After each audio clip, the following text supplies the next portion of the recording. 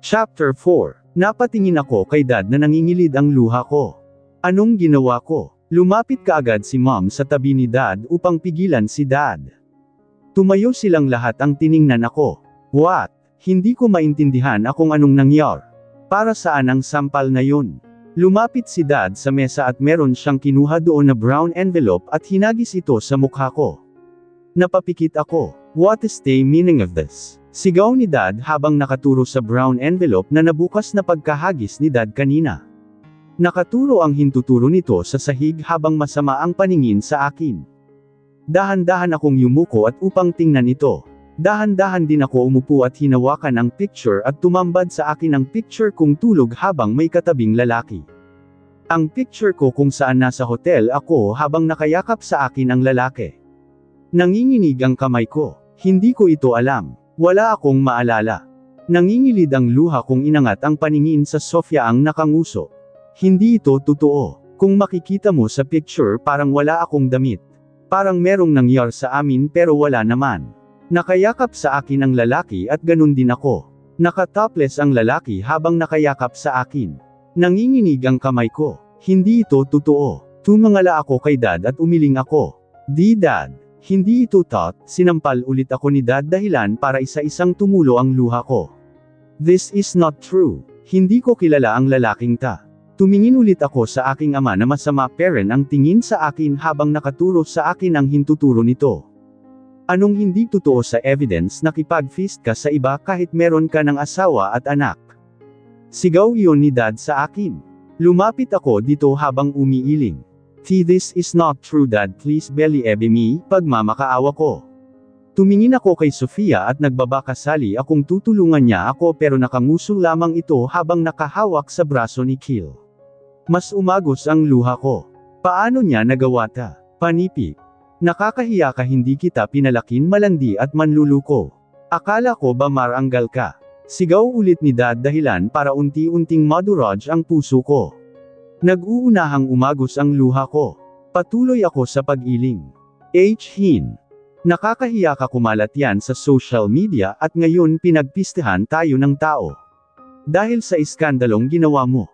Lumapit ako sa aking ama pero umatras lamang ito. You ruined our family name. Sabi ni Dad habang pinapakalma ito ni Mom. Sunod-sunod umagos ang luha ko at hindi ako makapagsalita. Umiling ako dahil hindi ito totoo. Umalis ka na simula ngayon tinatanggalan na kita ng karapatan bilang anak ko. Simula ngayon hindi ka na Perez. Nanigas ako at hindi ako makapaniwala sa sinabi ni Dad. Nag-uunahang umagos ang luha ko. Umiling ako. Di Dad. Hindi makapaniwalang sabi ko. Naninikip ang dibdib ko sa sinabi nito. Sunod-sunod umagos ang luha ko. Napahawak si Dad sa puso nito. Kaagad lumapit si Mom kay Dad upang pakalmihin ito. Masama ang paningin sa akin ng aking ina. Nasasaktan ako. Hindi ito totoo. Nag-uunahang umagos ang luha ko. Lumapit ako dito ngunit pinigilan ako ng aking ina. Nagmamakaawa akong tumingin sa aking ina at nagbabakasakaling paniniwalaan ako pero bumagsak ang balikat ko. Nakakahiya ka, ikinakahiya bilang anak ko. Ikinakahiya kita bilang isang Perez. Sunod-sunod umagos ang luha ko habang nakikinig ama ko habang nagbibitaw ng salitang dumudurog sa puso ko. Hindi ito totoo, set up lang po ito. Umiling ako sa aking ama na masama parent ang tingin sa akin. Sunod-sunod na umagos ang luha ko. Nasasaktan ako sa bawat banitawan nilang salita. Nanghihina ako pero pilit kong pinapalakas ang katawan ko. Paano mo nagawang makipagtalik sa ibang lalaki habang may asawa?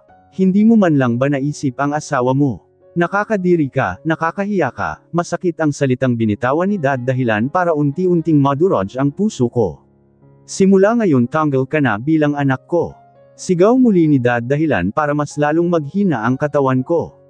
Halos hindi ko maramdaman ang tuhod ko. Di Dad, Mom. Please maniwala kayo sa akin. Pagmamakaawa ko habang palapit ako pero sinalubong lang ako ng sampal ni Mom. Halos hindi ko na maramdaman ang sakit sa pisngi ko dahil sa pagmamanhid. What happened to you? Hindi ka naming pinalaki ng ganyan. Hindi ka namin pinalaki na maging malandi, sabi ni Mom sa mukha ko. Kumirot ang puso ko. Nag-uunahang umagos ang luha ko. Nadudurog ako sa bawat salitang binitawan nila. Umalis ka na Samantha, kakalimutan na kita bilang anak Come.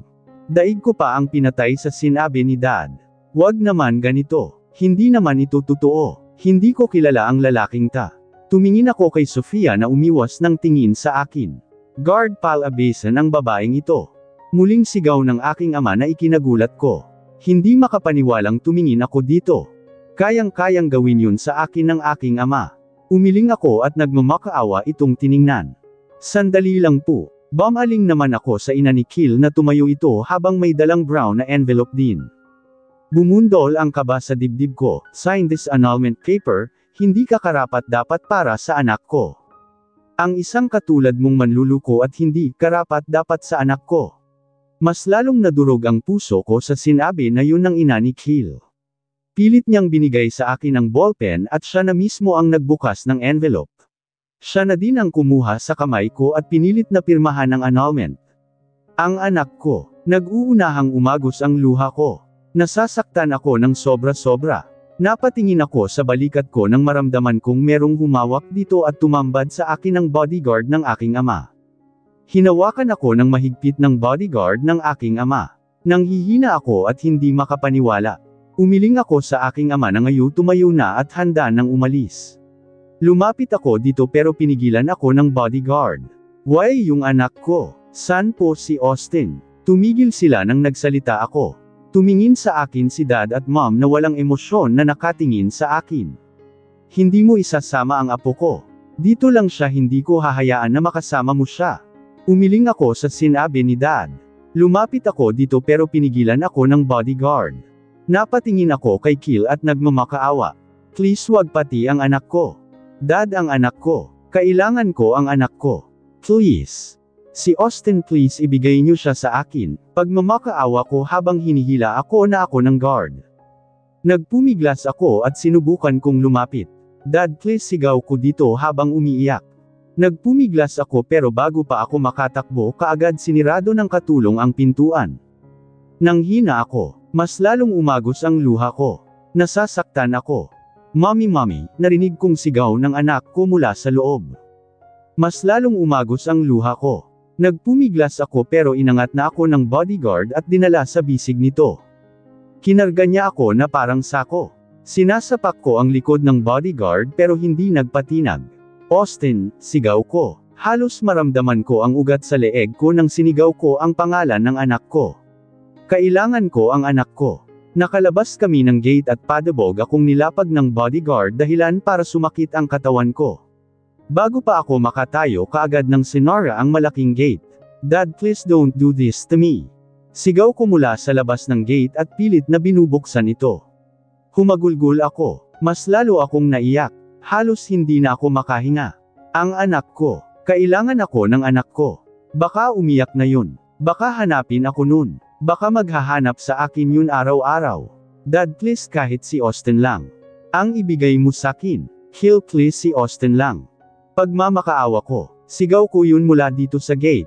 Mas lalo akong umiyak nang bumagsak ang malakas na ulan. Hindi ako nagpatinag. Kailangan kong makuha ang anak ko. Tumingin ako sa gate kung gaano kataas ito. Balak kong akyatan para makuha ang anak ko.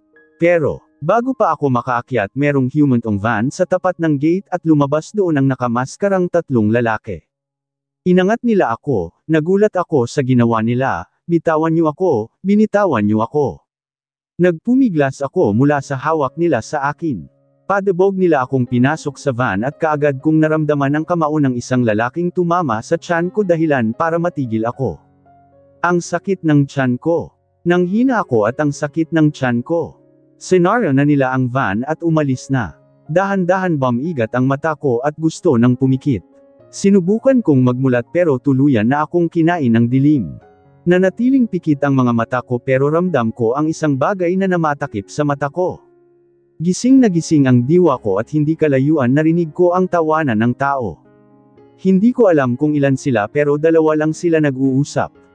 Naramdaman ko kaagad ang sakit ng tiyan ko dahil sa suntok na kung sino sa van. Naalala ko ang lahat. Sunod-sunod umagos ang luha ko nang maalala ko ang anak ko. Ang ginawa sa akin ng pamilya ko. Hinahanap na ako ni Austin, kailangan kong makaalis dito.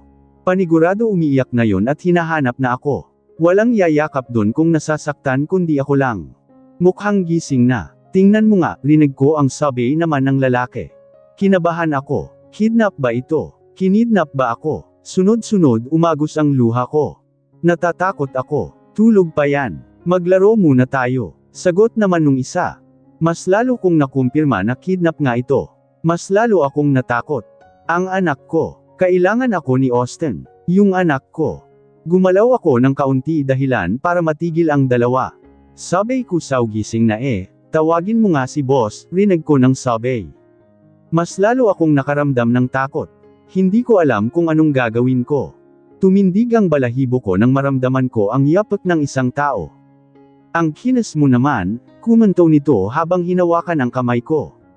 Umatras ako. Nakaramdam ako ng takot. Bumundol ang kaba sa dibdib ko. Takot na takot ako. Kailangan kong makaalis dito. Kailangan ako ng anak ko. Hindi ko makita kung sino ang nasa harap ko dahil nakatikip ang mata ko. Huwag mong hawakan yan. Kunin mo ang phone natin, tatawagan ko ang asawa nito ang pamilya. Sandamakmak ang perang makuha natin sa babaeng ta. Tumindig ang balahibo ko nang marinig ko yun. Umatras ako at niyakap ang sarili. Hindi ako makapagsalita dahil nakatikip ang bibig ko. Takot na takot ako. Please dad save me. Mas lalong umagos ang luha ko.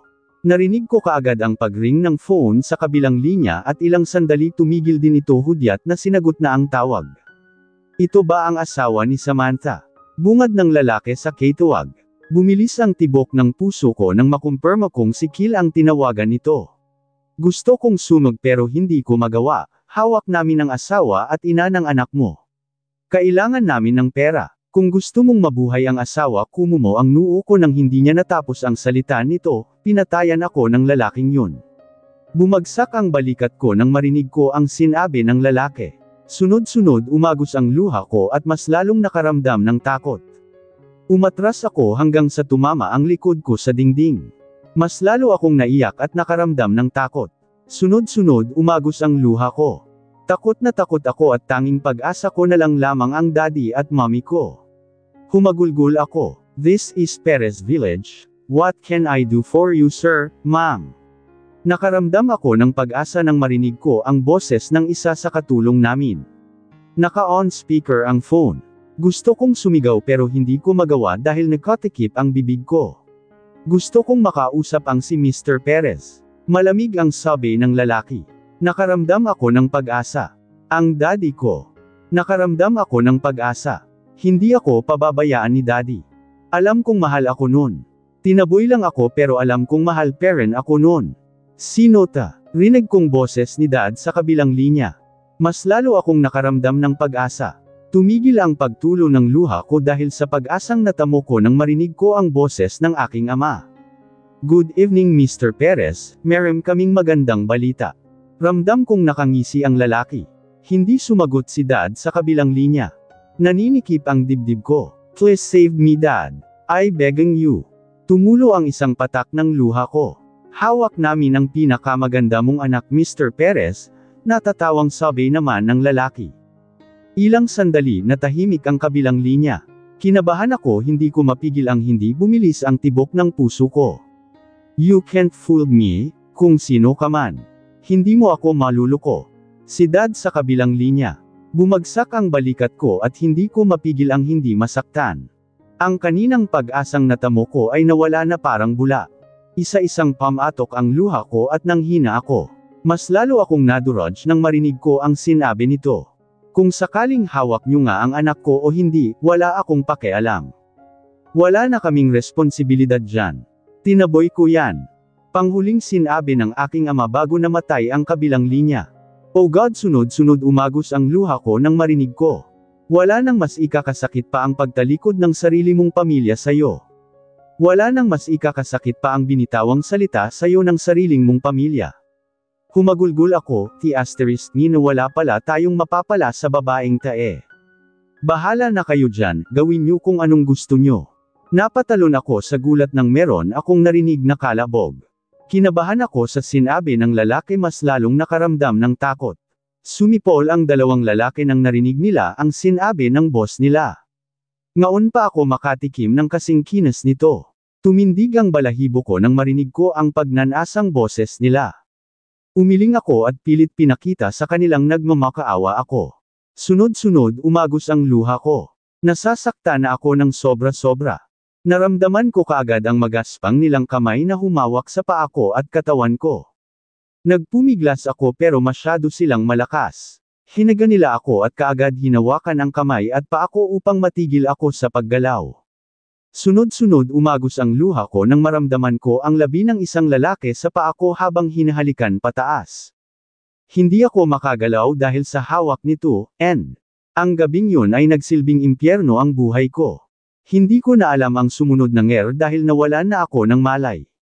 Hill POV. Some is the real definition of beach, malandi, at kung ano-ano pa.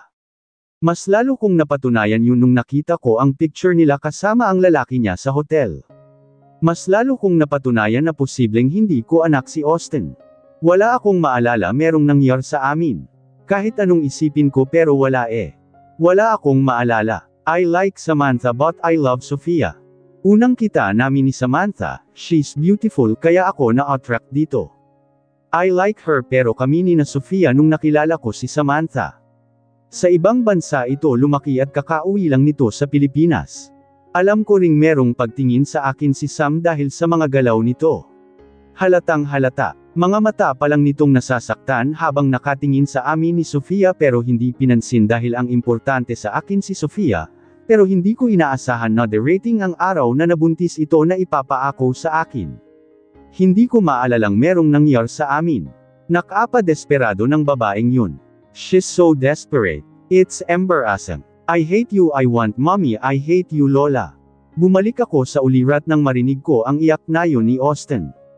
Magaan ang loob ko sa batang ito pero imposibleng anak ko ito.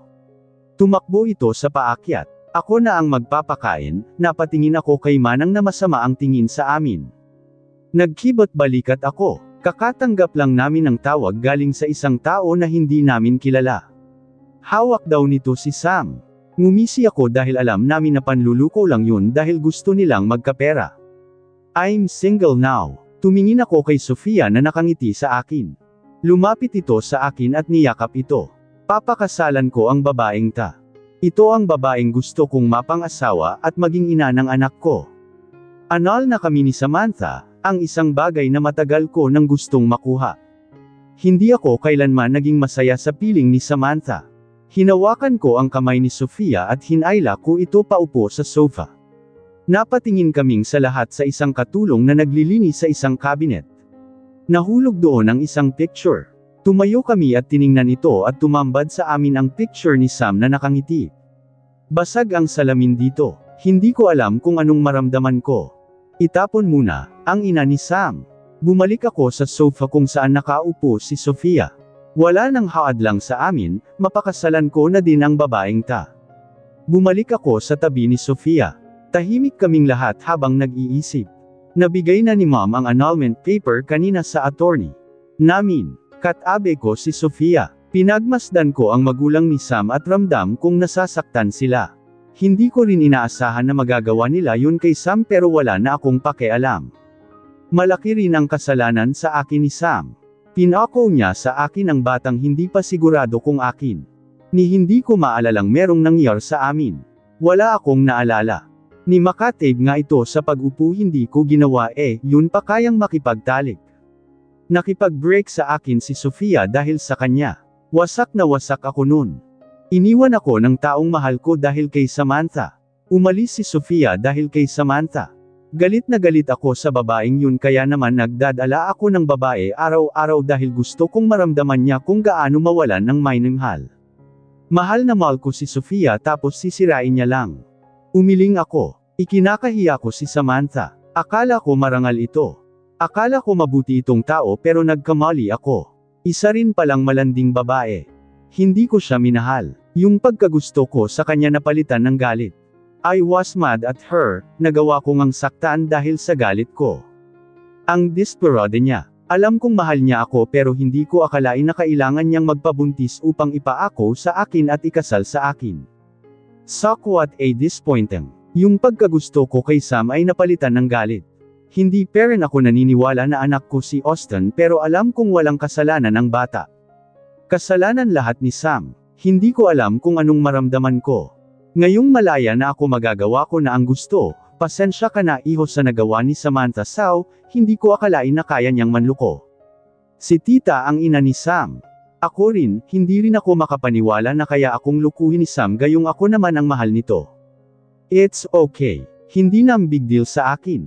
Ang gusto ko lang si Sofia wala nang iba. Hindi siya karapat dapat Sao. Pasensya ka na kung pinilit naming ipakasal Sao si Sam, tumanggo ako ng bilang. Wala nang problema sa akin yan. Ang importante malaya ako at kasama ko si Sofia. Hinawakan ko ang kamay ni Sofia at hinalikan. I am gonna really marry this girl.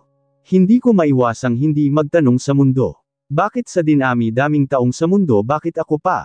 Bakit sa dinami-daming tao sa mundo bakit ako pa ang nakaranas ng ganito?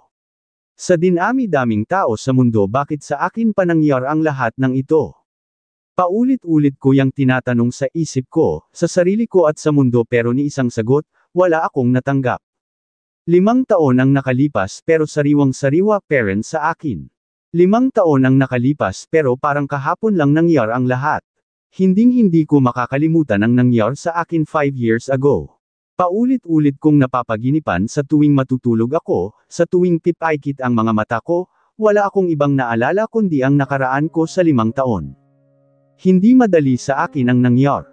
Gusto-gusto kong kalimutan pero paano? Kung sa tuwing pinipikit ko ang mata ko ay naalala ko na naman. I was raped. Ginahasa ako ng pulit-ulit at tinapon sa ilog. Binaboy ako ng paulit-ulit bago ako tinapon. Ang hirap. Ang hirap-hirap para sa akin ang nangyari. Hinding-hindi ko kailanman makakalimutan. 3 taon akong nasa hospital dahil sa trauma. 3 taon akong nakatira sa hospital dahil sa trauma. 3 taon akong tulala, sumisigaw tuwing naalala ang nangyari at nawala sa sarili. 3 taon akong namalagi sa hospital para magpagaling. Hindi madali sa akin ang pinagdaanan ko. Lahat-lahat ng nangyari sa akin sa 5 taon ay hinding-hindi ko makakalimutan. Pinunasan ko kaagad ang luha ko nang marinig ko ang pagbukas at pagsara ng pinto sa kwarto ko. Nanatili akong nakatingin sa veranda habang dinadamdam ang malamig na simoy ng hangin na sumasalubong sa akin. Hindi ko nilingan ang taong pumasok dahil kilala ko kung sino ito. Umiiyak ka na naman, sabi nito at tumabi sa akin. Sinot niya kaagad sa akin ang robe ang pantulog. Nanatili ang paningin ko sa mga nagtataasang mga building na sari-sari ang mga ilaw nito. Napatingin ako sa langit. Sarap pagmasdan ang mga bituin na nagniningning sa langit. I miss you, Austin. Sunod-sunod umagos ang luha ko nang maalala ko ang anak ko. Miss na miss ko na ang anak ko. Kumusta na kaya yun? Sana man lang hindi pinapabayaan yun ng aking ina. Sana man lang inalagaan nila ang anak ko. Naaalala ko ang anak ko tuwing tumitingin ako sa mga bituin. Nag-uunahang tumulo ang luha ko. Kumikirot ang puso ko nang maalala ko ang anak ko. Naramdaman ko kaagad ang yakap ng isang tao sa likuran ko. Mas lalong umagos ang luha ko. Ang anak ko. Miss na miss ko na ang anak ko. I miss Austin so much. Miss na kita anak. Nag-uunahang umagos ang luha ko. Stop crying, I'm here. She whispered, thank God I'm alive. Dinamdam ko ang yakap ni Tita Zoe sa likod ko. Siya ang tumulong sa akin, siya ang nakakita sa akin sa ilog, siya ang kasama ko habang nagpapagaling ako. Siya ang gumastos sa lahat ng hospital bills ko. Siya ang tumulong sa akin sa lahat-lahat. Ang swerte ko parent kahit papaano. Kailan mo gustong bumalik sa Pilipinas? Bulong nito sa akin dahilan para matigilan ako. Kukunin ko ang anak ko. Kukunin ko si Austin at pagbayaran ng mga tao ang ginawa nila sa akin. Magbabayad sila at sisiguradin kong makukulong sila habang buhay, as soon as possible, malamig kong sabi habang pinunasan ang luha ko. Hintayin mo ako Austin, kukunin ka ni Mommy.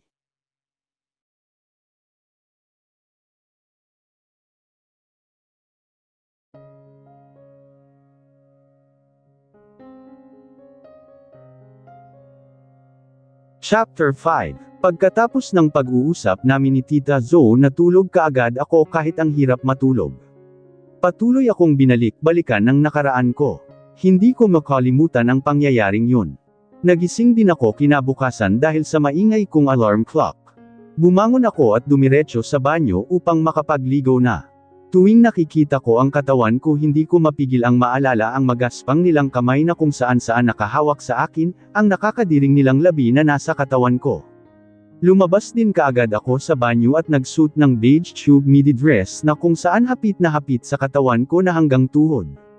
Sinot ko ang sunglasses ko saka sombrero saka ako lumabas sa suite ko.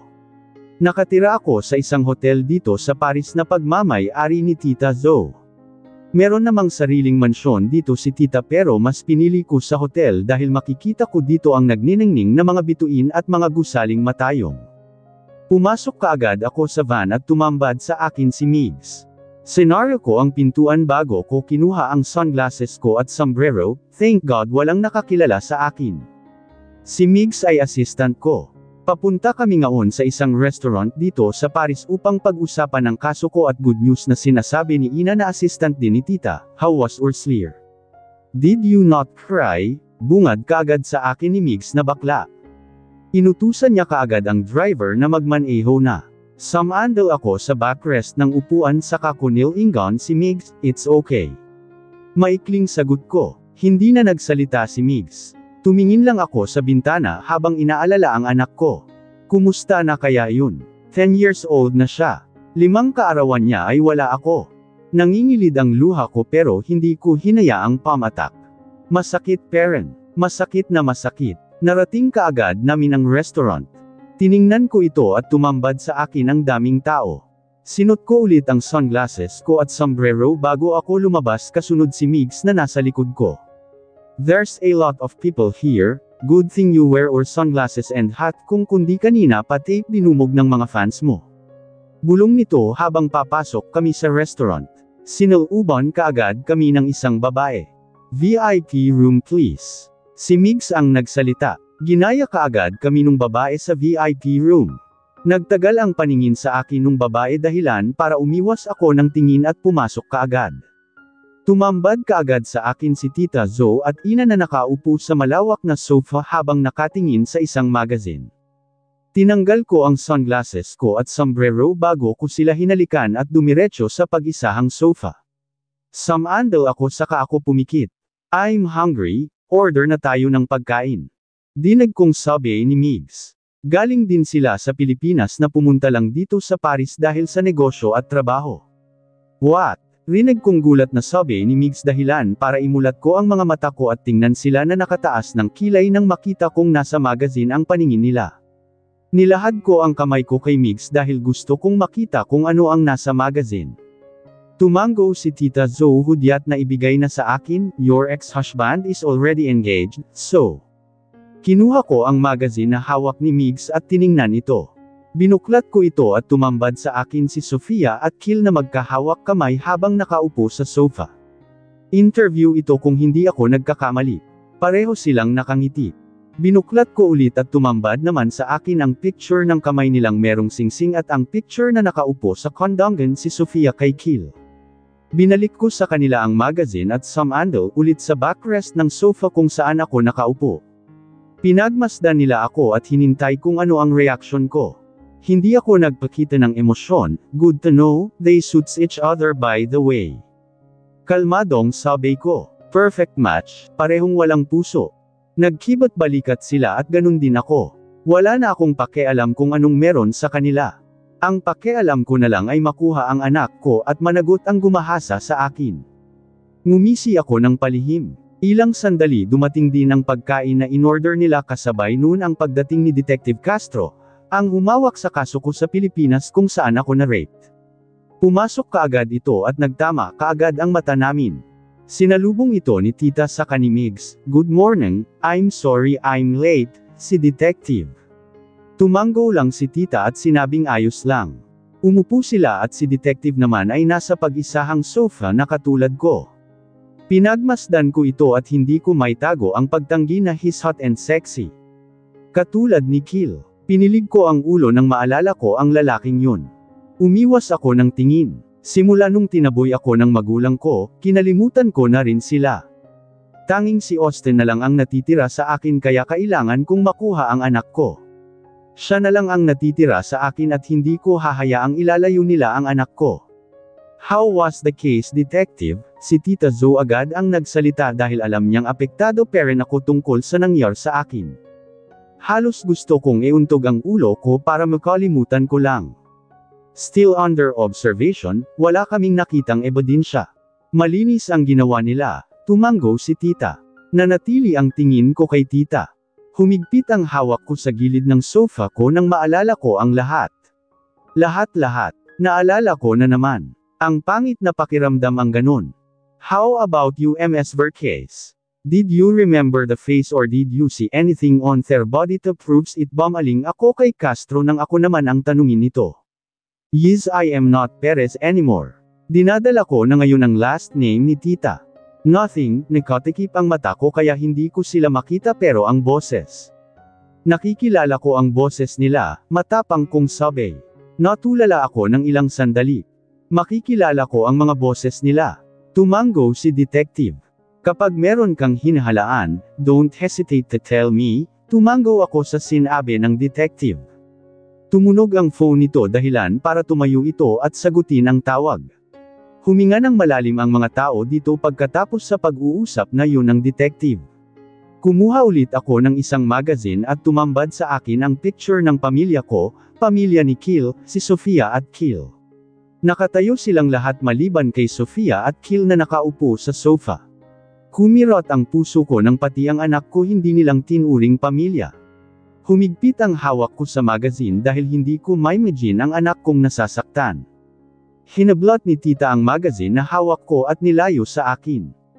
Mas lalo kong gustong pumunta sa Pilipinas upang kunin ang anak ko. Ako yung nasasaktan pag nakikita ko ang anak kong nasasaktan. Pati anak ko hindi nila tinuring kadugo. Naawa ako sa anak ko. Kinagat ko ang pangibabang labi ko upang pigilan ang luba ng nagbabadyang umagos. I couldn't imagine my son get hurt from his own father and family. Hinuyam ko ang kamao ko. I'm sorry Austin, you still have a shoot Sam, maybe next week makakapunta na tayo sa Pilipinas. Inaayos ko pa ang mga negosyo dito, si Tita habang hinahaplos ang likod ko. Natulala ako at wala akong ibang nasa isip kundi ang anak kong nasa Pilipinas at nasasaktan. Gusto ko na siyang makita, so bad, I almost forget about the news I got. Napatingin kaming lahat kay Ina nang nagsalita ito. Uminom ako ng tubig pero nanatiling nasa likod ko si Tita habang hinahaplos ang likod ko. Binuksan ni Ina ang laptop nito at meron siyang binasa. A big company in the Philippines just hired US, they need a model for their company. Meron silang bagong koleksyon ng mga gowns at kailangan nila ng isang model para magsuot nun at para lalong mabenta. Mahabang sabi ni Ina. Lumapit doon si Tita at ganun din si Migs. Bumalik din ng ilang sandali si Detective Castro na nakatitig agad sa akin. Valerian Jewelries Corporation, basa ni Tita dahilan para mapalingon ako dito. Napatingin sila sa akin. Nung marinig ko ang Valerian, kumulo ang dugo ko. I hate that family name. Kinamumuhian ko ang apelyido na yan especially the Lopez. Huminga ako ng malalim sa narinig ko. Isang manager si Tita sa agency model dito sa Paris. Sikat ang agency niya. Kilala ito sa lahat-lahat. Ang daming kumukuhang modelo sa kanya para sa isang collection. Isa rin fashion designer si Tita, at isang sikat na photographer naman si Migs. I am Ford model. Isa akong sikat na modelo. Makikita mo ang mukha ko mapa magazine man, billboard, newspaper at higit sa lahat sa TV. Nagkibot balikat ako, reject that proposal, napatingin ako kay Tita nang marinig ko ang sinabi nito. Bakit? Bakit niya tatanggihan? Malaki ang kumpanya ng Valerian. Naglalabas ito ng mga jewelries ng kung ano-ano pa. Tumingin sa akin si Tita na punong-puno ng pag-alala sa mata. Accept it Tita, don't worry about me. Ako na ang kunin mong model. Nakangiting sabi ko bago ako tumayo. Gulat silang napatingin sa akin. Pagbalik ko sa Pilipinas, ang anak ko ang unang pupuntahan. Hindi naman siguroan pinabayaan ni Manang. Hindi yun pababayaan ni Manang. Saan ka pupunta? Tanong ni tita at saka tumayo. Binalik ko ang paningin ko dito sa kangumiti ng pilit. Magpapahangin lang tita, don't worry about me, ngiting sabi na pinapahiwatig kung maayos lang ako kahit na hindi naman. Lumabas kaagad ako at nagsimulang maglakad. Is that Samantha the Ford model? Tuldok panipik. Rinig kong tanong ng isang taong nadaanan ko, nanlaki ang mata ko nang nakalimutan kong sinot ang sunglasses at sombrero ko. Kaagad akong nagmadaling lumakad bago ko pa marinig ang sigawan nila ay nagtago na ako. Hindi ko alam kung saan ako nagpunta sa restaurant na ito. Tumingin ako sa paligid at doon ko lang napagtantong nasa isang garden ako ng restaurant na ito. Ang daming bulak-bulak na nakapalibot. Secret ong garden. Hindi ka makikita ng mga tao. Lumakad kaagad ako at tiningnan pa ang paligid ng magandang lugar na ito. Ang tahimik na lugar na ito. Makakapag-isip ka dito ng tama at matiwasay. Hinawakan ko ang bulaklak habang naglalakad.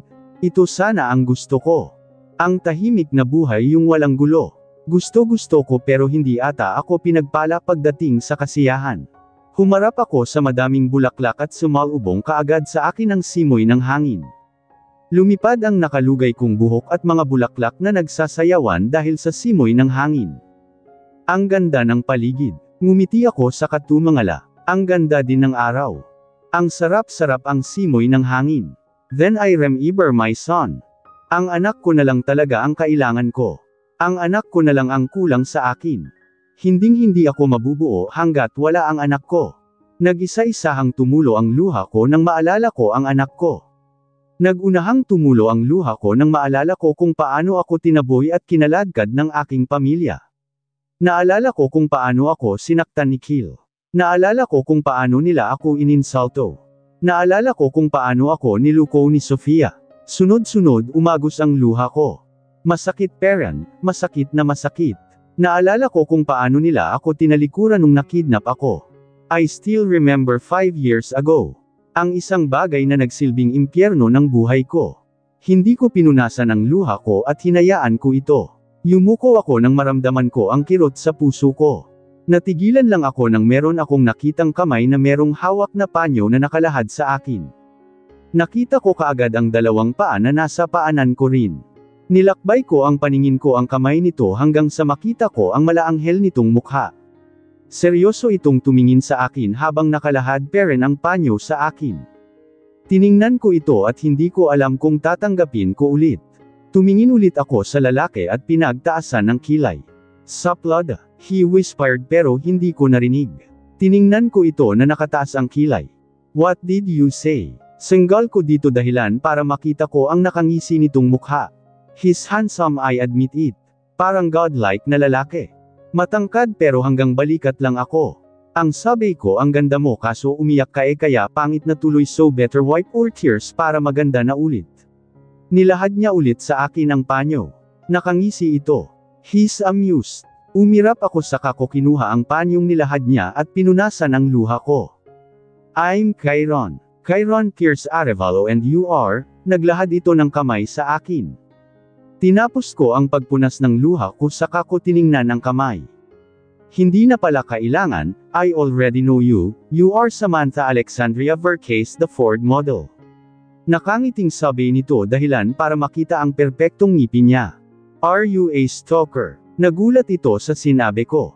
Napahawak ito sa puso na parang dinamdam ang sakit. He's crazy, whoa, easy woman. Sa gwapo kong ito mapagkamalan mo akong stalker.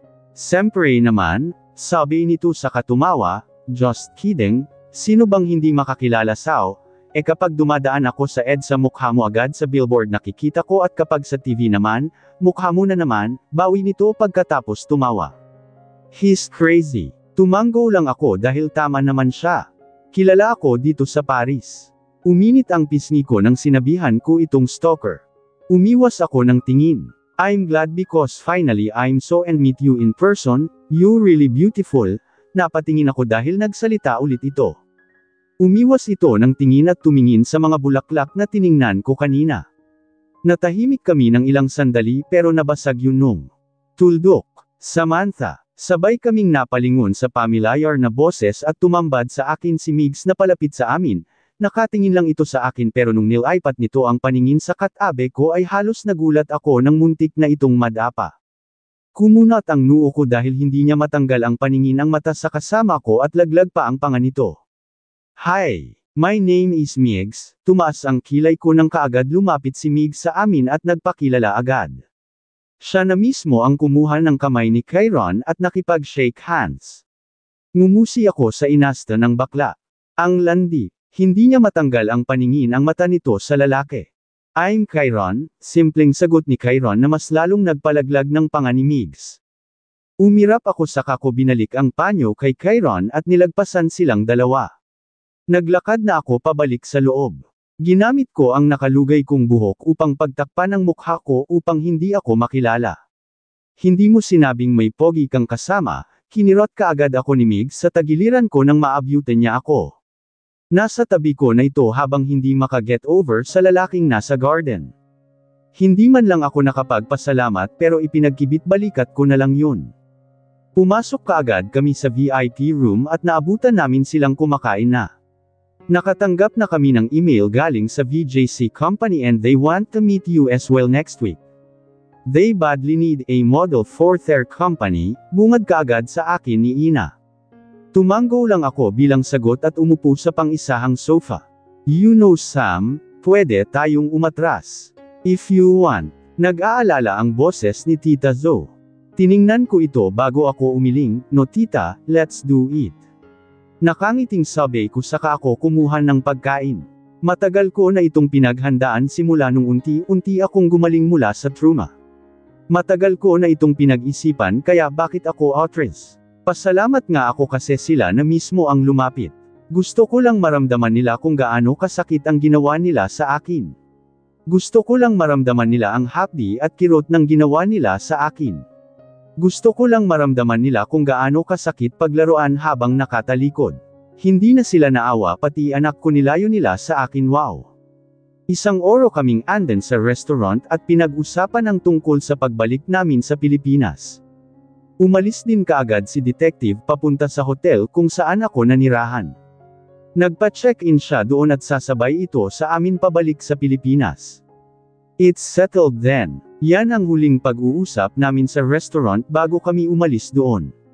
Sinot ko ulit ang sunglasses ko sa sombrero bago ako pumasok sa van. Dumiretso kami sa building kung saan gagawin ang bottom ramp. Nasa labas lang ang paningin at hindi na makapaghintay na makabalik sa Pilipinas. Kembot Sam, then post, kembot habang nagrarampa 1 2 3 then talikod, good job Samantha. Ngumisi kaagad ako at commendat kay Migs na thumbs up sa akin. Nakangiti habang kumukuha sa akin ng picture. Naka-sexy dress ako kung saan hapit na hapit sa katawan ko. Buong gabe din kami doon at wala kaming ibang ginawa kundi ang rumampa, mag-post, mag-retouch ng make-up, at nagbihis ng kung ano-anong gown habang nagpa-photograph. Sa araw na yun pagod na pagod ako. Pagdating ko sa hotel ay natulog kaagad ako. Thank God nakatulog ako ng mahimbing dahil sa pagod. Inayos na din ni tita ang negosyo niya habang si Migs naman ay nagpabook na ng ticket at inayos na ang flight namin. Dumaan ang ilang at habang palapit ang pag-oras na pag-alis namin dito sa Paris at kinakabahan ako pero hindi ko na pinahalata. Kinabahan ako sa muling pagkikita namin. Kaya ko ito, kukunin ko lang ang anak ko. Malapit ko nang makuha ang anak ko. Malapit na ako Austin. Are you ready? Tanong ni tita nang nasa tapat na kami ng airport dito sa Paris. Tumango ako at naunang lumabas sa van bago ako pumasok habang dala-dala ko ang malita ko. Sinot ko ang sunglasses ko sa sombrero habang naglalakad papasok sa airport ng Paris. Are you sure you can do this? Tanong ulit ni tita. Tumango lang ako bilang sagot. Pinasok na namin ang malita namin sa machine. Nasa likod lang namin si Ina at Migs kumakain habang nagtatawanan. Of course, gusto ko nang makita at makuha ang anak ko. Sagot ko bago ko kinuha ang malita. Dumiretso kami sa waiting shed. Ilang sandali pa nagsimula kaming naglakad papasok sa airplane namin papuntang Pilipinas. Wait for me Austin. Come in, malamig kong sabi nang marinig ko ang katok at pumasok doon si Emma ang secretary ko kasunod doon si Marcos ang kaibigan ko. Napaayos ako ng upo nang makita ko si Emma. "Good evening sir, pasensya na sa abala but I just want you to know that our offer has been accepted by MS for a case." Mahabang sabi ni Emma na hadyap ng paningin ko ang kaibigan kong nagsali ng alak. Sumandal ako sa backrest ng upuan ko habang nilalaro ang labi. Nasa opisina ako ngayon habang tinitingnan ang papers na hindi pa na-approven. "May I see their names?" Sabi ko, tumango ito at kaagad binigay sa akin isang papel. Inagat ko ang paa ko at nilagay sa mesa. Binasa ko ang papel mula sa una hanggang sa, si Mr. Miguel Migs Asuncion the photographer po, isang sikat po na photographer. Si Ms. Zoe Celestine Vercase naman po ang manager ng model agency sa Paris together with her assistant Ina Gatchalian, mahabang sinabi ni Emma. Tiningnan ko ang pangalan nila at binasa kong mga professional na ito. Tumango-tango ako pero nagtagal ang paningin ko sa isang pangalan. Napaayos ako ng upo nang makita ko ito, si Ms. Samantha Alexandria Vercase naman po ang modelo sabi nito. Natigilan ako nang maalala ko si. Pinilig ko ang ulo nang maalala ko na naman ang babaeng Ann. Nagkatinginan kami ni Marcos na nagkibot balikat lamang ito. Binalik ko ulit kay Emma ang papel at tumango dito sa kangumiti. "You may now leave." Malamig kong sabi. Wala na akong balita sa babaeng yun. Wala na akong narinig tungkol sa kanya pero wala naman akong pakialam. Nagmamadaling umalis si Emma, halos madapa ito sa pagmamadali. Napasandal ko sa backrest at pumikit ng mariin habang hinihilot ko ang sintedo ko. Pagod na pagod ako buong araw dahil ang dami kong meeting na tinapos. Ilang araw na din akong nasa opisina dahil sa pagiging abala ko sa lalabas na mga jewelries at kung ano-ano pa sa SM Mall. Kinuha ko ang alak ko at uminom. Napatingin ako sa kaibigan kong nakatingin lamang sa phone nito. Nagkibot balikat ako at hindi na pinansin. Nilapag ko ang basong merong alak sa mesa ko at nagsimulang magtrabaho. Si Sofia na ang finasi ko ang tagapagmana ng Perez Real Estate. Nilipat na ni tita sa panganay nilang anak. Kinalimutan na nito ang babaeng Ann at hindi na binanggit sa 5 taon. Pinadala ko na rin si Austin sa kanila upang doon na tumira sa mansyon nila tita dahil sa tuwing makikita ko ang batang Ann ay naalala ko si Sam. Hi! Napatingin ako sa pinto nang marinig kong bumukas ito at pumasok doon ang maganda kong fiancé na merong dalang paper bag na paniguradong pagkain. Ngumiti kaagad ako sa katumayo at sinalubong ito ng halik. Nawala ang pagod. "I miss this girl, masyado kayong PDA, get a room man." Tumawa kami sa sinabi ni Marcos pero hindi namin ito pinansin. Hinayla ko siya sa mesa para makakain na ako. Pumasok kaagad ako sa airplane. Tinanggal ko kaagad ang sunglasses ko sa sombrero nang nakapasok na ako. Meron karning kanya-kanyang upuan at naka-assign yun sa bawat pasahero. Nilagay ko ang malita ko sa yuluhan namin bago ako umupo sa pinakadulong upuan. Naghintay akong merong tatabi sa akin pero wala naman. Pumikit ako, gusto ko nalang matulog para paggising ko nasa Pilipinas na kami. Nakapants ako at nakatop habang naka-sneakers. Simple lang ang suit ko. Pauwi pa lang naman. Pinaikit ko ang mga mata ko pero naimulat ko din ang merong biglang tumabi sa akin. Tiningan ko ito at tumambad sa akin si Kyron na nanlaki rin ang matang nakatingin sa akin. Suplod. I mean Ms. Samantha. Nice to see you again. Malaki ang ngiti ito. Ngumuwi ako sa tumingin na lang sa labas ng bintana. Narinig ko ang sipol nito pero hindi ko pinansin. Nagsimulang humandar ang airplane hanggang sa nakalipad na ito. Nahadyap ng paningin ko ang ibon at hindi ko maiwasang hindi makumpara ang sarili ko sa kanila. Buti pa sila malaya habang ako nanatiling nakakulong sa masamang nakaraan ko. Malayang malaya sila habang ako napilit pinalaya ang sarili pero paulit-ulit din akong kinukulong. Uuwi ng Pilipinas? Tanong ng katabi ko. Hindi ko ito sumagot dahil alam na nito ang sumagot. Kaya nga ako nakasakay sa airplane ng Pilipinas kasi pauwi na ako.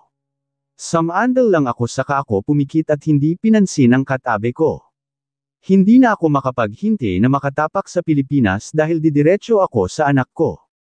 Kahit masilayan ko lang siya ng maayos.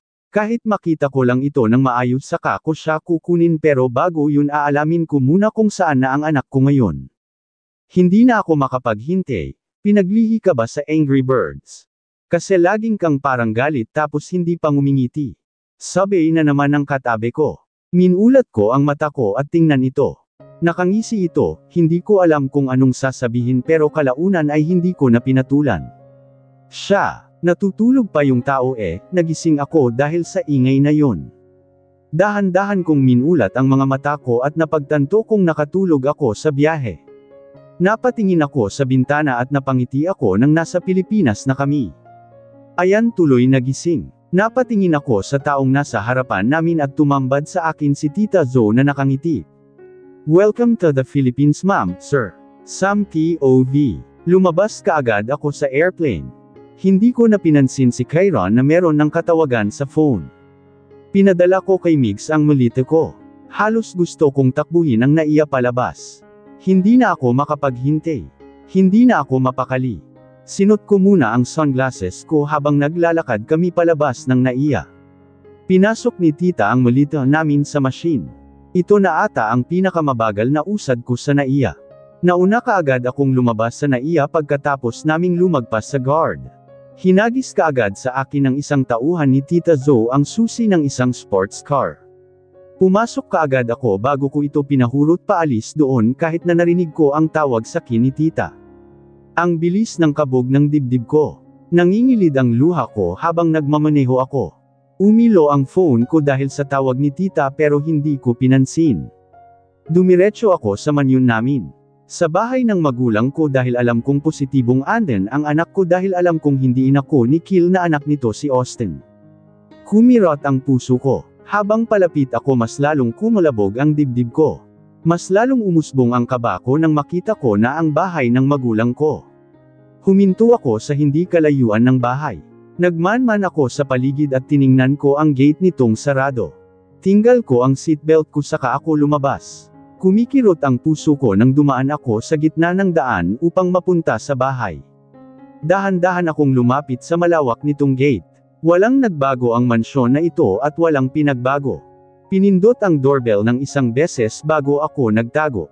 Ilang sandali lumabas doon ang hindi familiar sa akin na katulong. Lumabas kaagad ako at kaagad lumipad ang mata ng katulong sa akin. Bagong katulong dahil hindi ko ito nakita. Nakakunot ang mukha nito habang nakatingin sa akin na malapit. Sino po sila? Magalang na tanong nito. Huminga ako ng malalim. Just relatives, saan ang mga tao dito? Tanong ko kaagad. Wala po dito ma'am, nasa bahay po silang lahat ni Sir Ezekiel. Humigpit ang hawak ko sa phone ko bago ako tumango. Umalis kaagad ako at halos takbuhin ko ang distansya ng kotse. Ano pong kay, si Austin? Pinutol ko ang sinabi nito. Huminto ako sa paglalakad nang tinanong ko ang tungkol sa anak ko. Matagal bago sumagot ang katulong, sinama po ma'am. Kaagad akong tumakbo sa kotse at pumasok. Pinahurot ko ito ng mabilis. Gusto kong makita ang anak ko. Gusto kong makuha ang anak ko. Mas lalo kong binilisan ang pagmaneho dahil hindi na ako makapaghintay. Kumalabog ang dibdib ko habang tinatahak ko ang familiar na daan patungo sa dati kong tinirhan.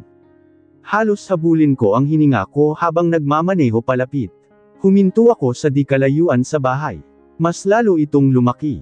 Merong nagbago sa bahay. Ang pintura nitong puti ay naging itim, ang laki ng pinagbago.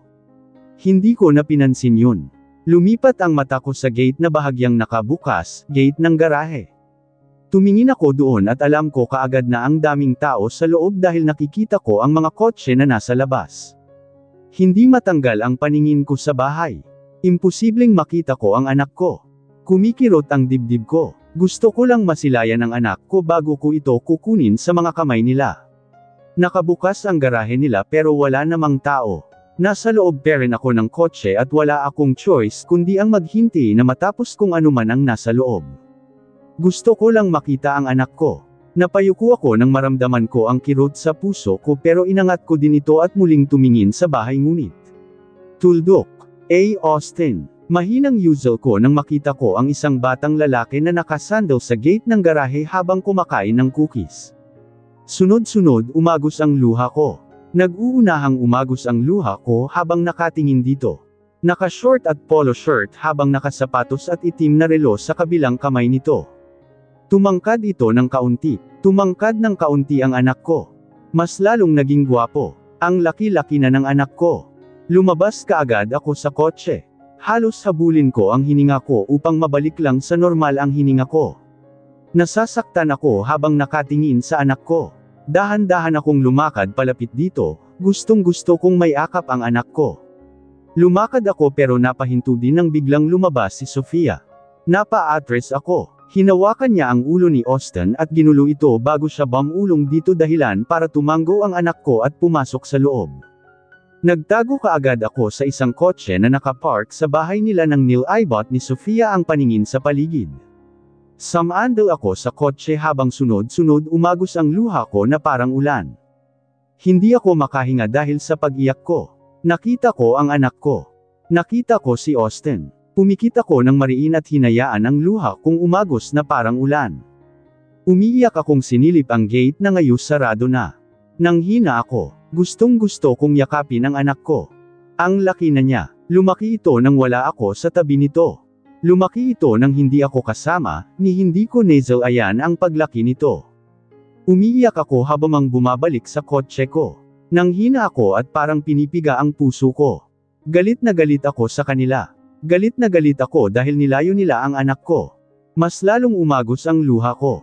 Nag-uunahang umagos ang luha ko habang nakatingin sa labas ng bahay kung saan nila ako tinaboy. Umilo ulit ang phone ko sa tawag ni tita and this time sinagot ko na. Sam. Nag-aalalang boses sa kabilang linya nang marinig kaagad nila ang hagulgal ko. Natatakot ako. Natatakot akong baka galit sa akin ang anak ko. Natatakot akong baka kinalimutan na ako ng anak ko. Natatakot ako, please umuwi ka muna, please calm down, pagmamakaawa ni tita. Hindi ako makapagsalita dahil nagbabara ang lalamunan ko. Humagulgol ako nang maalala ko ang anak kong kumakain ng cookies. Natatakot ako, and nakita ko si Austin, nanginginig ang boses ko nang nagsalita ako. Natahimik sila sa kabilang linya bago ko narinig ang kanilang malakas na buntong hininga. Napasandal ako sa backrest, please come home, makukuha din natin ang anak mo pero sa ngayon umuwi ka muna dahil bukas na bukas makikita muna sila.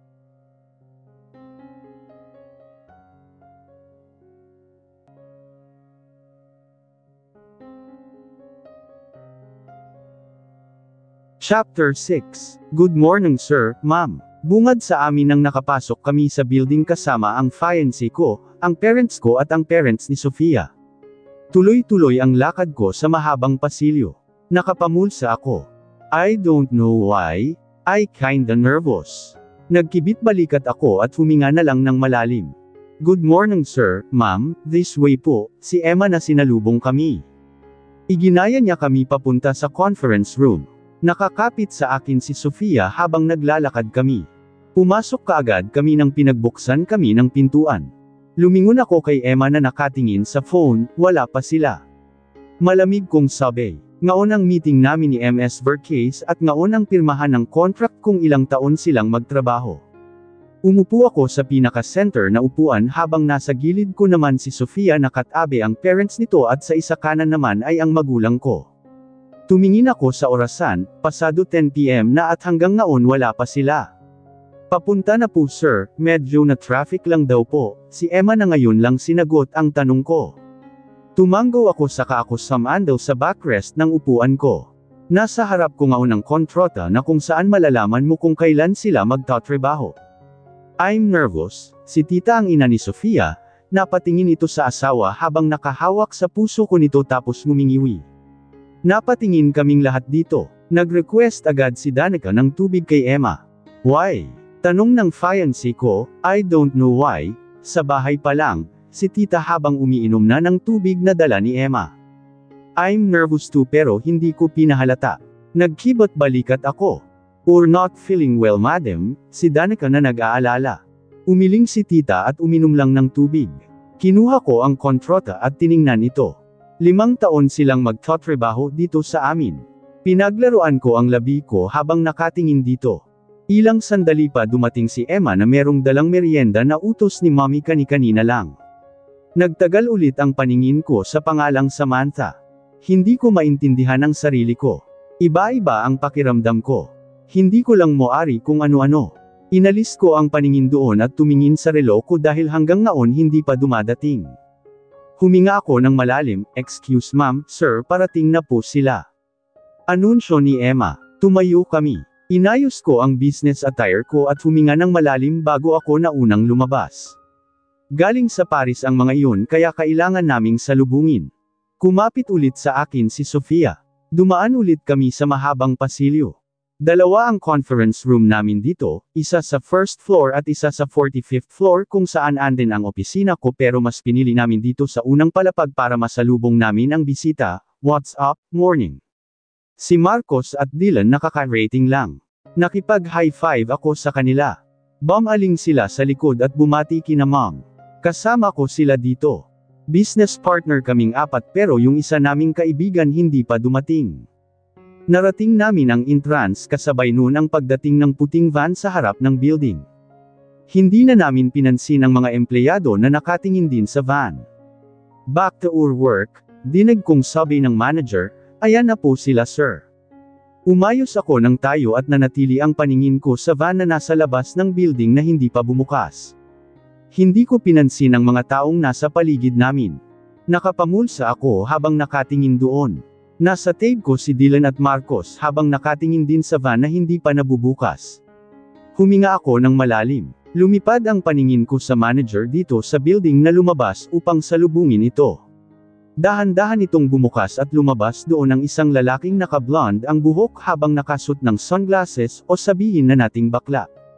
Tumingin ito sa paligid bago napunta ang mata nito sa manager. Nag-usap sila sandali bago tumabi ang naka-blonde at sumunod na lumabas naman ay isang babae na merong salamin rin sa mata. Kinausap din ito ng manager. Tumabi ulit ang babaeng nakasalamin nang lumabas naman doon ang isang babae na naka-sunglasses din. Mainit nga naman ang panahon, maganda ang panahon ngayon. Kinausap sila ng manager bago kami tinuro dito. Tumango ang babaeng nasa gitna nila sa kasumunod sa manager na pumasok sa building. Pinag-tighten-ginan sila ng empleyado.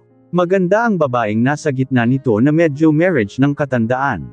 Tinanggal kaagad nila ang salamin na suit nila nang tuluyan na silang nakapasok.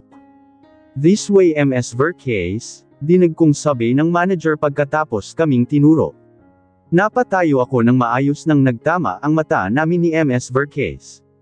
Hindi ko mabasa ang emosyon niya lalong-lalo na ang naka-blonde ng buhok o yung babaeng mukhang nerd. Tiningnan nila ang kasama ko, isa-isa nila itong tiningnan at nagtagal ang paningin nila sa parents ni Sofia at kay Sofia. Huminto sila sa harap namin at nasal-ayan ko kaagad ang nakangiti nilang mukha. Tumingin sa akin ang naka-blonde na nakataas ang kilay. Kumunot ang noo ko. "Anong problema ng baklang ta?" Bumaling ako kay Ms. Vercase sa kangit-iyan. "I'm sorry we're late," hinjeng paumanhin ito pagkatapos mapasadahan ng tingin ang buong unang palapag. "It's okay, Ms. Vercase," nakangiting sabi ko. Humakbang ako ng isang beses upang magkaharap kami ng tuluyan. "Welcome to Valerian Jewelries Corporation," nakangiting sabi ko bago ako naglahad ng kamay. Tiningnan ito ni Ms. Vercase at matagal bago niya tinanggap. "Thank you. It's an honor to work with you, Mr. Valerian," nakipagkamay ako dito bago ko binalingan ang dalawang kasama nito na walang emosyong nakatingin sa akin. Sumipol si Ms. Vercase at tumawa ng bahagya at tinapik ang balikat nung nakablond ang buhok. Naramdaman ko kaagad ang tensyon dito na hindi ko alam kung bakit. "By the way, this is Miguel Ormigues, the photographer, and my assistant and makeup artist Ems." Ina Gatchalian. Pagpapakilala sa akin ni Ms. Zoe. Naglahad ako ng kamay nito at tinanggap ni Ina na nakangiti ang kamay ko pero yung bakla mukhang napilitan pang tanggapin ang kamay ko. Ngumiti ako dito bago ako umatras dito. "It's an honor to meet you, Madam Vercase, and your photographer and makeup artist." Nakangiting sabi. Lumapit ako sa mga kasama ko at isa-isa ko silang pinakilala. Nakipagkamayan silang lahat, "And this is my fiancée, Sofia Claire Perez."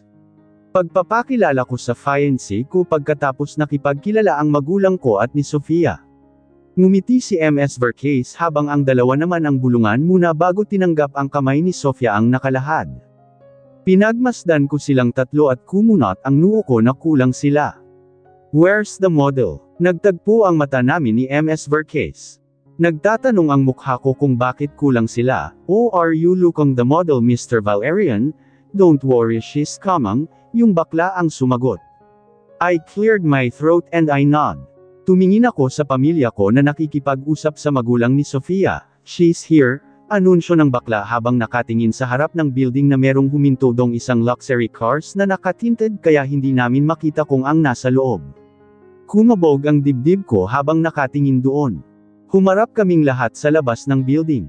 Salamin ang buong dingding nito kaya makikita talaga namin ang labas. Curious kaming lahat kung sino ang nasa loob nito. Tinted ang sasakyan kaya hindi namin makikita. My heart beating so fast and I know don't why. Nakatingin lang ako dito habang nakapamulsa. Pati mga empleyado napatingin dito. Nakatingin ang mga mata namin dito at hinintay na bumukas. "She's here," nakangiting bilang sa amin ni Ems, Vercase bago niya binalik ang paningin sa labas. Napatingin ako sa kasama ko at hindi matanggal ang paningin nila doon. Dahan-dahan bumukas ang pinto kasabay nun ang pagkalabog ng dibdib ko. Ang lakas ng pintig nito at halos marinig ko na sa sobrang tahimik namin. My heart is hammering like a madman wanting to escape from prison. Huminga ako ng malalim at pinakalma ang sarili. The asterisk man it what happened to me.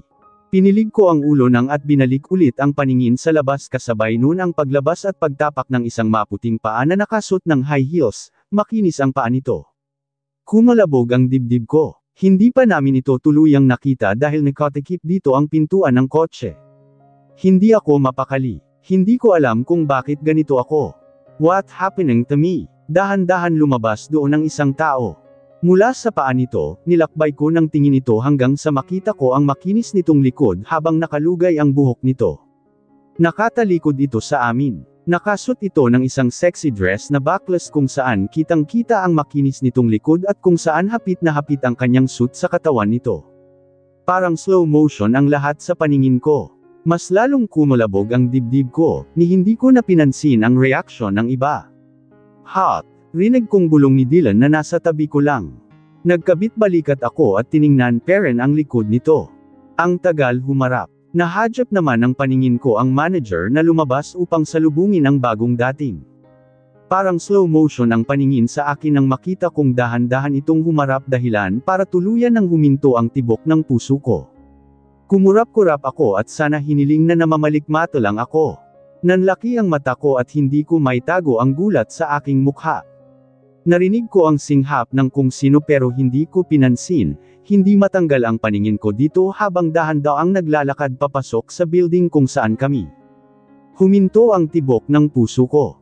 Matangkad, makinis, maganda and she's changed a lot. Tiningnan ko ang mukha nito, nakangiti ito pero walang emosyon ang mukha, ang daming kumukuha ng picture sa kanya habang siya naman ay kamakaway. Nakalugay ang cinnamon nitong buhok at ang sexy niya sa suit niya habang hawak-hawak ang purse nito. She's changed a lot. Hindi ko alam kung anong maramdaman ko. Hindi ko alam kung ano ang pinakita kong reaction.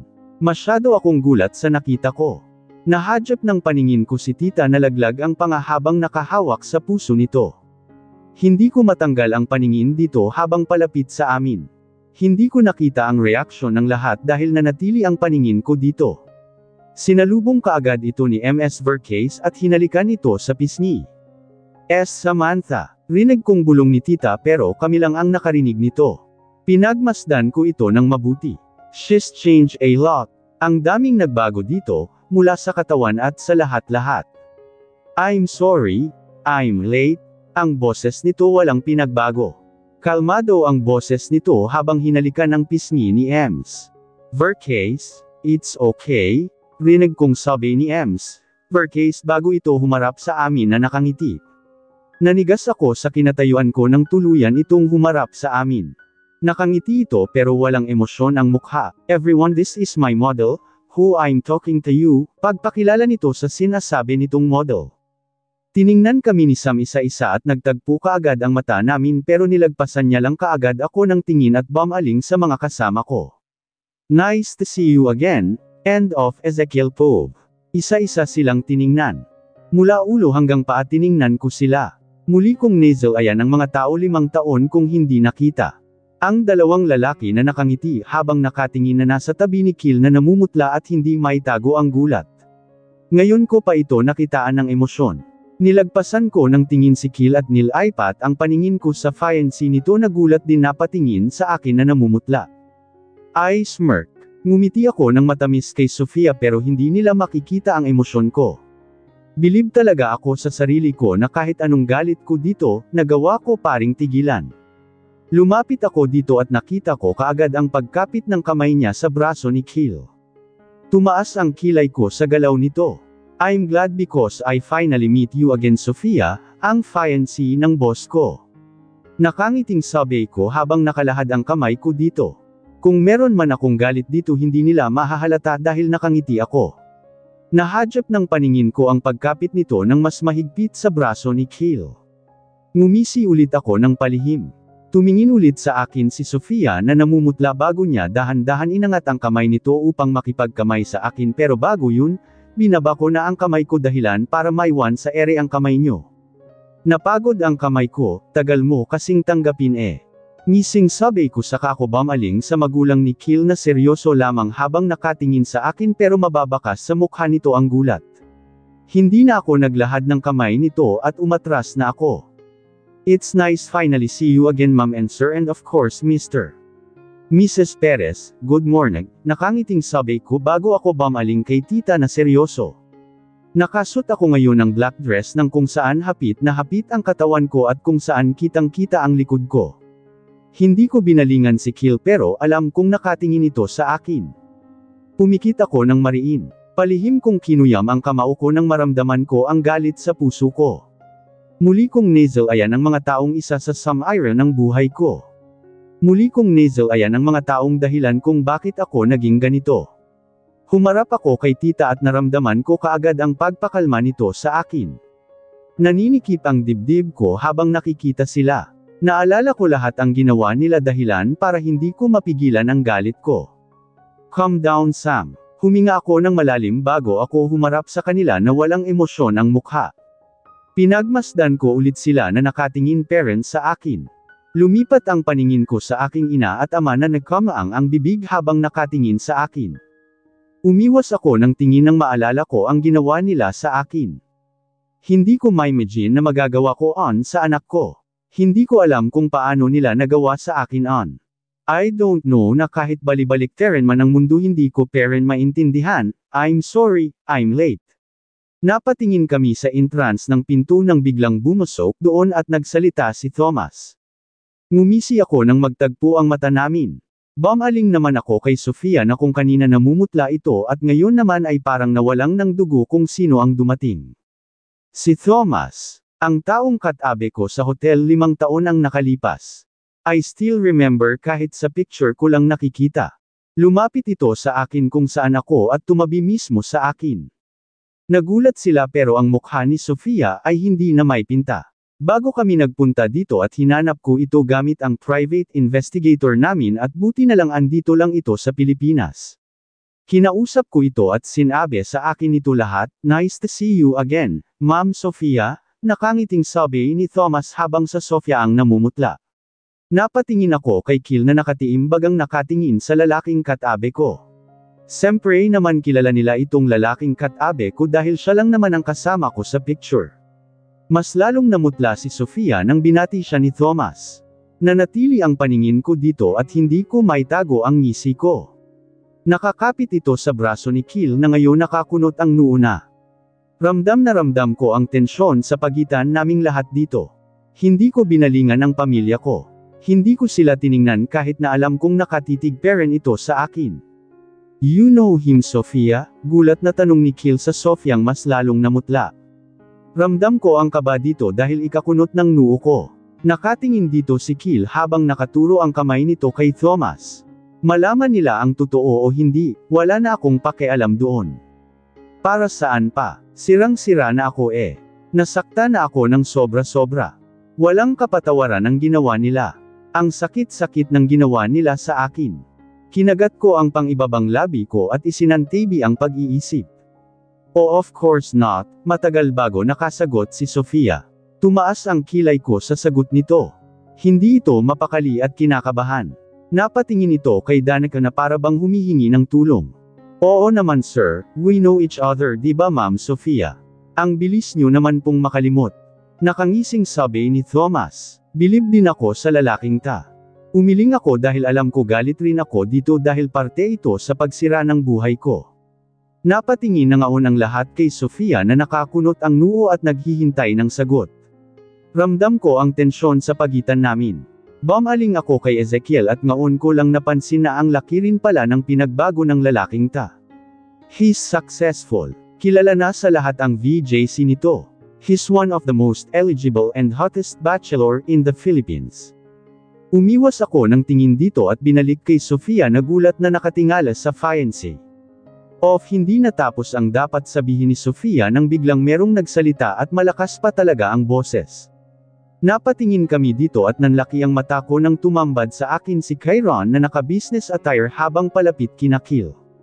Laglag ang pangako, what is he doing here? Pero kaagad na sagot ang tanong ko nang bigla itong nakipag-high five kina Ezekiel at sa dalawa pang lalaki.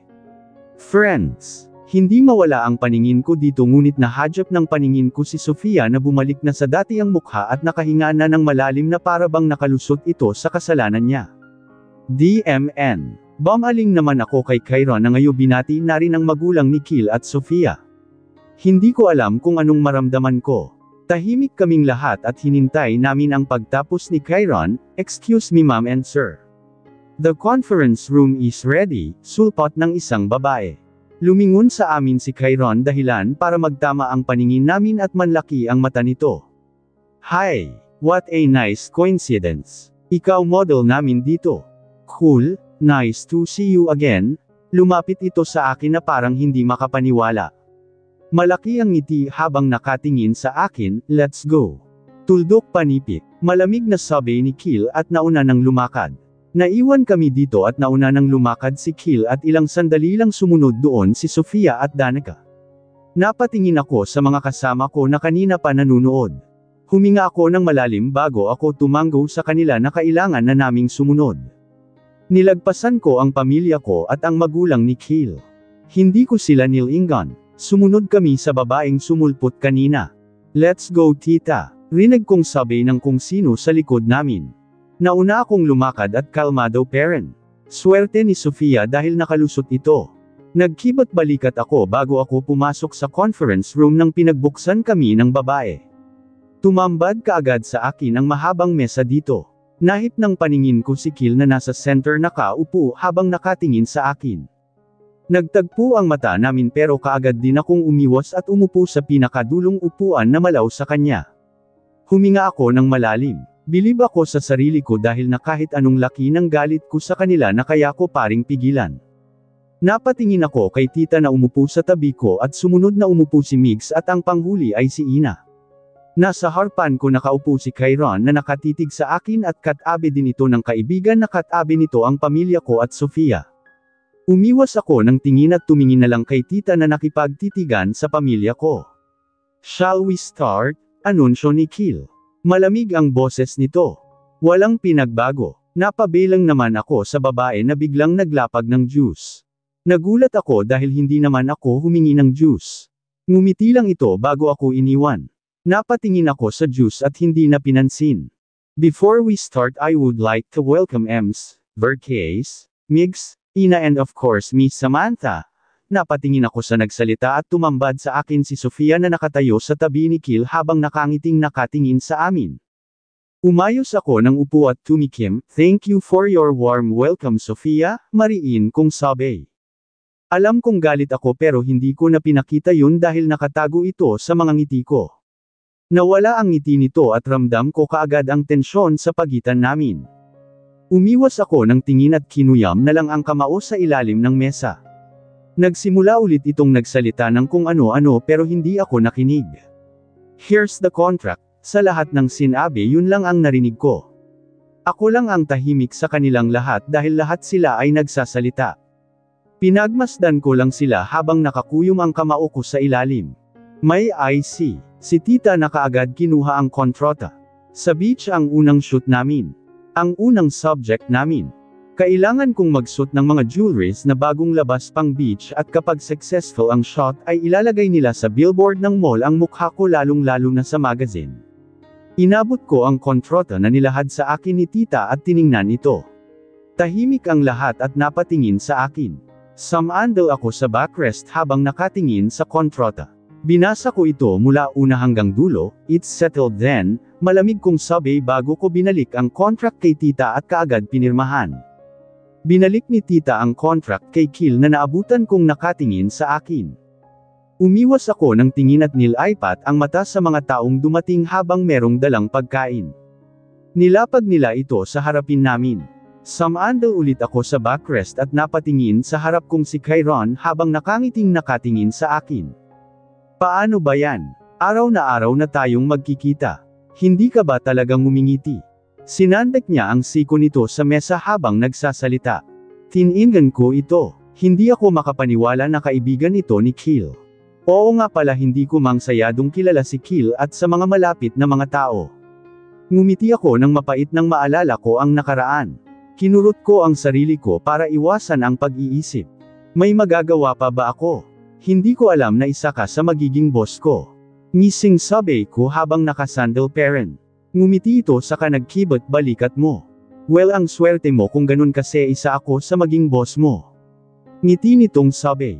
Umirap ako. Ang yabang. Napatingin kami sa kanila ng makarinig kami ng tikhim at dun ko lang nalaman na nakatingin na sa amin ang lahat. Let's eat, parang kulog ang boses ni Kil nang nagsalita ito. Kinuha ko ang tinidor sa kamaliit na kutsilyo habang kinukunan ako ng pagkain ni tita. Napatingin ako dito sa kangumiti ngunit kaagad na pawi ng mahadjap ng paningin ko ang aking ina at amang nakatingin sa akin. Umiwas ako ng tingin at nagsimula na lang kumain. Nag-usap sila tungkol sa plano namin.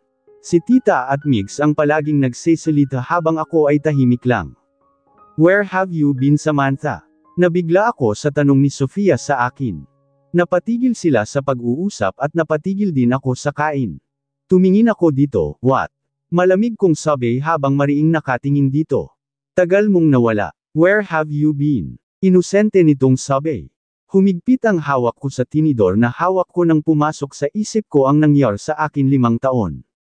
Nanginginig ang katawan ko dahil sa galit. Hinawakan ni tita ang hita ko at hinclose ito na parang sinsabi na kumalma ako. Asterisk is none of our business, Sofia, malamig na sabi ko nang dahan-dahan akong kumalma. Or my sister, of course, I care for you, malambing na sabi nito. Hinuyam ko ang kamao ko at sa puntong parang gusto kong pumatay na kung pwede lang talaga. She don't have a sister, si Migs ang sumagot. Yes, I don't have a sister. O nakalimutan muna kaagad ako pagkatapos kang tinaboy ni Dad. Nakangising sabi nito. Muli kong naalala ang lahat. Ang lahat-lahat ng binanggit nito ang pagtataboy. Kinagat ko ang pang-ibabang labi ko. Calm down, Sam. Excuse me, Miss Sofia. Kami ang totoong pamilya ni Sam, mariing sabi ni tita. So or her new family, ha? Nakangising sagot ni Sofia kay tita habang kumakain. Ngumiti si tita saka tumango. Sofia, seryosong sabi ng aking ama habang masamang nakatingin sa anak bago sila bumaling sa akin na namumungay ang mga mata. Tinaasan ko sila ng kilay at umiwas ng tingin. Hindi ko pinansin si Sofia dahil alam may araw yan. Tumingin sa akin si tita habang nakangiti sa akin. Tumango ako ito at sinasabing maayos lang ako. Napatingin naman ako sa harapan ko at nakita ko si Chiron na seryosong kumakain. Nawala ang ngisi nito at parang nawalang gana. Tumingin ito sa akin dahilan para taasan ko ito ng kilay. Nakakatakot pala ito pag seryoso. Umiwas ako ng tingin. Natahimik ang lahat at ramdam ko ulit ang tensyon. Tita Zoe is my new family, si Migs at Ina. Sila ang tinuring kong pamilya kasi naramdaman ko ang pagmamahal sa kanila. I feel it. Mahal nila ako at ang swerte ko dahil meron akong tulad nila. Kahit hindi ko sila kadugo, minahal nila ako na parang pamilya. Hindi nila pinaramdam sa akin na mag-isa ako. Hindi nila pinaramdam sa akin na isa akong kahihiyan at wala silang ibang ginawa sa akin kundi ang mahalin at damayan ako. By the way, Samantha, y'all invited for my upcoming wedding. Bumalik ako sa ulirat nang marinig ko ulit ang nakakarinding boses ni Sofia. My time is gold, Sofia, at hindi ako basta-basta nagbibigay ng oras sa isang bagay na wala namang kwenta.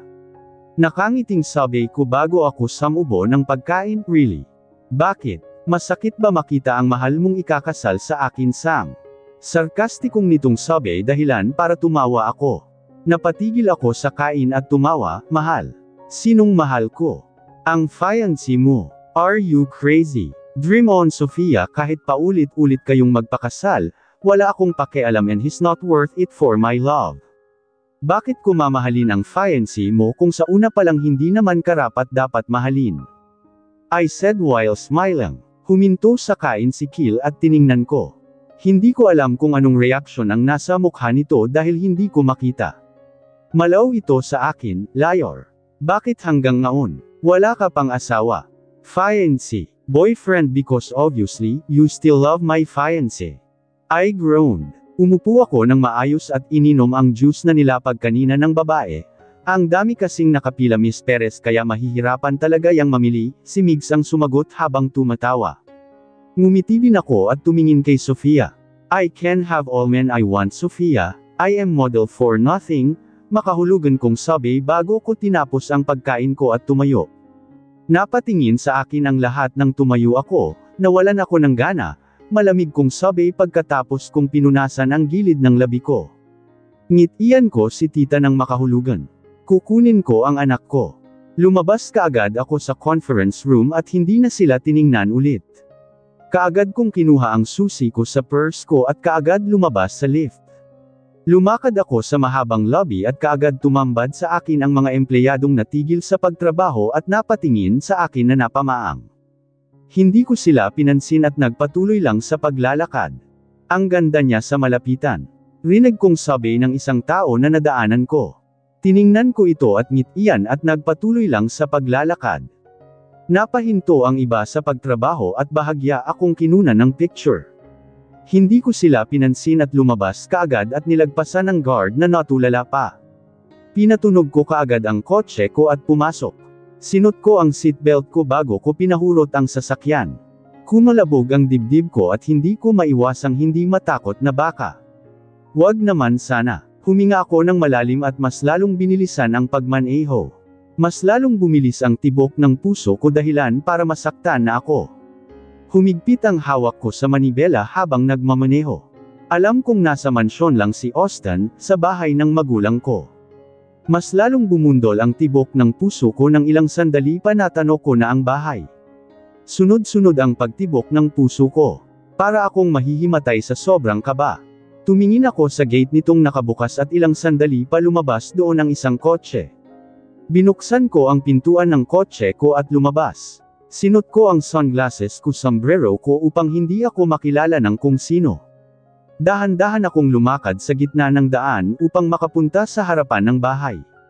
Nanatiling nakabukas ang gate at kung pwede lang pasukin ginawa ko na. Napahawak ako sa puso ko sa sobrang kaba. Natatakot ako at hindi ko maiwasang hindi makaramdam ng ganyan. Naalala pa ba ako ng anak ko? He still love me. Hindi ba siya galit sa akin? At masasagot ko lang ang mga katanungan na yan kung makikita ko ang anak ko. Pinunsan ko ang luha kong tumulo at kinalma ang sarili. Dapat akong magtiwala. Matalino ang anak ko at alam kong maintindihan nito kapag nagpaliwanag ako. Lumapit ako sa gate dahil kung gusto kong makita kung sino ang nasa loob. Sumilip ako dito pero kaagad napunta ang mata ko sa bowang gum ulong palabas sa gate. Nagulat ako nang marinig ko ang boses ng anak ko palabas habang hinabol ang bowang gum ulong. Nagtago kaagad ako at sumandal sa concrete. Nakita ko kaagad ang anak kong tumakbo palabas. Nakatalikod ito sa akin habang pinupulot ang bula. Nanikip kaagad ang dibdib ko nang makita ko ang likod nito. Tumulo ang luha ko at kaagad kong tinanggal ang sunglasses ko at sombrero. Naka-short tulad kahapon pero iba na ngayon. Naka-short ito na naka-t-shirt at naka-sandal lamang habang hawak-hawak nito ang bola na hinabol nito kanina. Hinabol ko ang hininga ko. Austin. Mahina ang boses ko nang sinambit ko ang pangalan nito. Natigilan si Austin at kaagad tumingin sa paligid hanggang sa napunta ang mata nito sa akin. Parang pinipiga ang puso ko nang makita ko ang mukha nito.